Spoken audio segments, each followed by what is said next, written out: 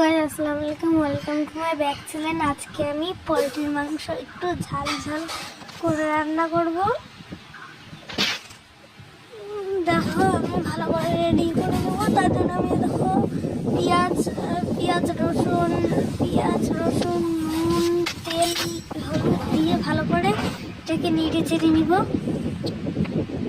দেখো 5 মিনিট পরে নেড়ে চেড়ে এরকম লাল লাল হয়ে গেছে। এখন আমি এখানে মাংসটাকে ভালো করে দিয়ে দেব। মাংসটাকে আপনারা ভালো করে ধুয়ে নেবেন, নাহলে মাংসটাতে নোংরা থেকে আর খারাপ থেকে যাবে। মাংসটা 5-10 মিনিট নাড়াচাড়া করতেছি। কারণ এখানে একটু হলুদ দিয়ে দিলাম, পানি দিয়ে দিলাম, টমেটো একটু দিয়ে দিলাম, টমেটো দিয়ে মশলা দিয়েছি, গরম মশলা, লঙ্কা, তেজপাতা, আলু এগুলো ভালো করে দিয়ে দিয়েছি। ও 5 মিনিট পরে ভালো করে নাড়াচাড়া করব।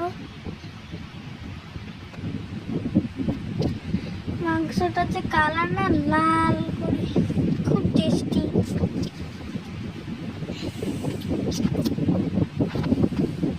যদি ভিডিওটা ভালো লেগে থাকে তাহলে লাইক কমেন্ট শেয়ার করে দিবেন।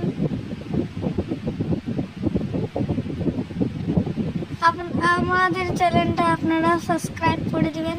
দেখো কি সুন্দর হয়েছে, এখানে আমি কষাচ্ছি, খুব সুন্দর হয়েছে। দেখো আমি একটা তুলে খেয়েছি, অনেক টেস্টি ছিল।